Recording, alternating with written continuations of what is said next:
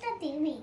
আর তস হচ্ছে না, দেখি মাকে বলি, মা মা কখন কুলের আচারটা দেবে? আমার তো খাওয়া হয়ে গেছে। এবার তো দেবো। কুলের আচার না হলে তোমার চলছে না? খালি কুলের আচার দাও, খালি কুলের আচার দাও। কতবার বলছো কুলের আচার দিতে? কুলের আচার তো রোদ্দুরে দিয়েছি, 2-3 দিন রোদ্দুরে দিই, তবে তো দেবো। এখনই খাবে? আচ্ছা দাঁড়াও, দিচ্ছি। দিবে ভাই, কখন দিবে? ও মা, কোথায় গো? দাও। এই নাও বাবা, কুলের আচার, কুলের আচার কেমন হয়েছে? ভালো হয়েছে? ও চাটছে দেখো না। আমিও ছোটবেলায় এরম করেই খেতাম। মা কুলের আচার করলে একদম সবাই মিলে শেষ করে দিতাম।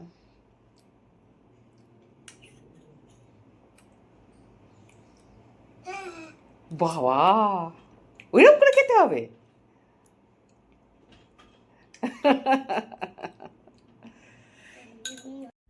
বাজার থেকে 750 মতো পাকা কুল নিয়ে এসেছি, কুলের আচার করব বলে।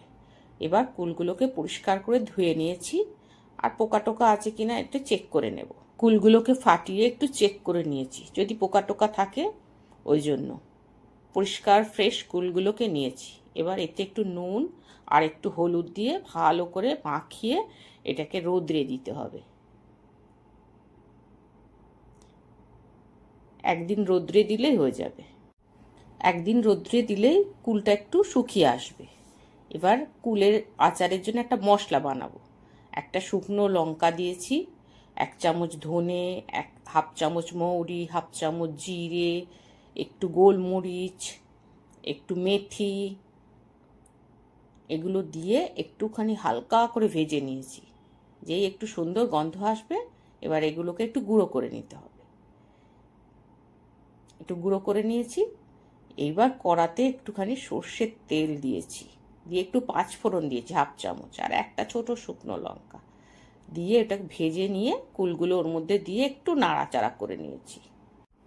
5 মিনিট মতো একটু নাড়াচাড়া করে নিতে হবে।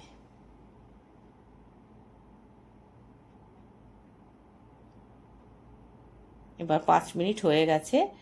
এবারে আমি এতে একটু গুড় দিয়ে দেব। 750 কুল নিয়েছি, 500 গুড় দেব আমি এতে। আমি এখানে জ্যাগারি পাউডার যে প্যাকেট করা পাওয়া যায় ওইটা আমি এখানে ইউজ করেছি।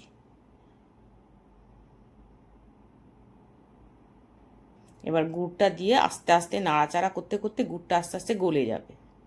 আর অল্প একটু জল দিয়েছি যাতে তাড়াতাড়ি গলে যায়।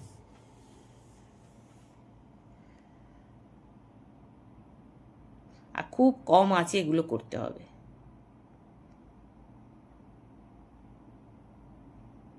নালে গুড়টা পুড়ে যাবে। এখানে আমি একটু জল দিয়েছি যাতে করে গুড়টা একটু তাড়াতাড়ি গলে যায়। গুড়টা আস্তে আস্তে গলে যাচ্ছে।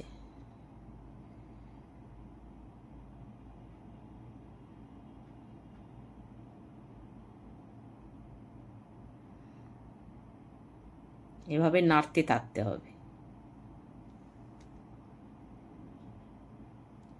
সমানে নাড়তে থাকতে হবে।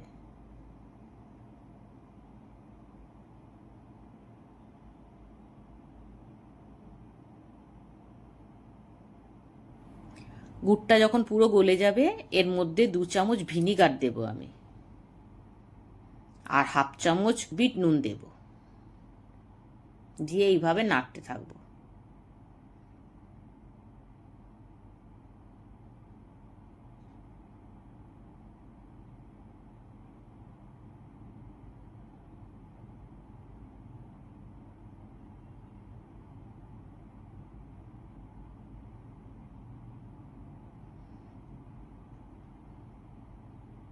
এবার গুড়ের কালারটা আস্তে আস্তে চেঞ্জ হচ্ছে, গুড়ের পাকটাও হয়ে আসছে।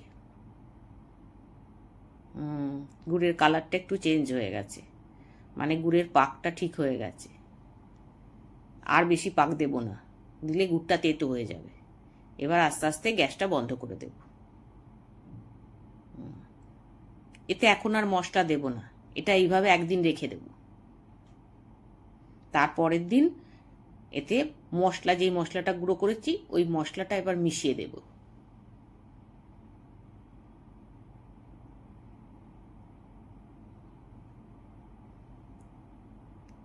মশলাটা মেশানো হয়ে গেছে।